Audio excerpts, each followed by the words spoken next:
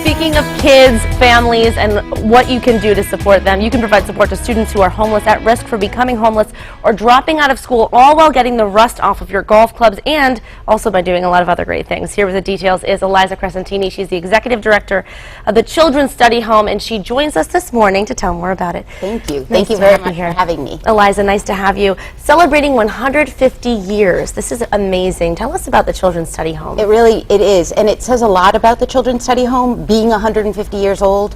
We were incorporated in 1865 here in Springfield, right after as the Civil War ends.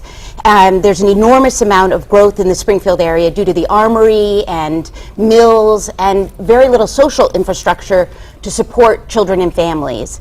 So our founder, a woman named Rachel Capon, later Rachel Capon Merriam, who married Charles Merriam of the Merriam-Webster Dictionary fame, came together with a group of women to support women and their children. At that time, many men didn't return from the war, and you had a lot of single-parent families, and disruption was a common theme throughout those families. So the Children's Study Home came together, worked with women in prisons. At that time, you could be imprisoned and not know why you were imprisoned. Children could be in prison with their parents if they were young enough.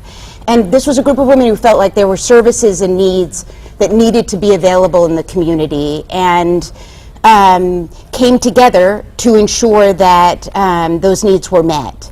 It's unbelievable now, 150 years later, we live in a different world, a different society, but that there's still a need for it. There's still a need for support, and knowing that kids are always have something to offer.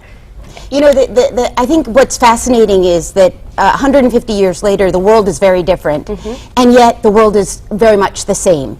And when families experience disruption, whether it's a child whose experience in school isn't meeting their needs, or a family that has lost their children for a period of time and are doing some parent ed and work to regain put their family together, those experiences, the influence of poverty on families, mirrors the impact that happened 150 years ago and today. And so, you know, the Children's Study Home should be proud to be 150 years old, because you're not 150 if you didn't know when to stand on the table and shake and when to follow and when to lead. And yeah, you need to celebrate that. So we're out of time, unfortunately, Eliza, but we want to let people know how they can get involved. I know you have an upcoming golf tournament, but there are many other ways that people can be a part of your organization. Absolutely. So we have a golf tournament on May 7th. It's 27 years in the happening, and so people should get involved and play if they'd like. A dinner that follows, but we have people from the community who tutor, who volunteer for our family resource closet, who are foster parent. We have a community that is deeply involved in the welfare of children, and our community at large can get involved in any way they're interested. Amazing. So people, and if you care about kids, and who doesn't, right? You can get involved, volunteer for such an amazing organization going strong 150 years later. Nice to have you here. People can log on to studyhome.org to learn more. That's great. Great. Thanks, you. Eliza. Still ahead.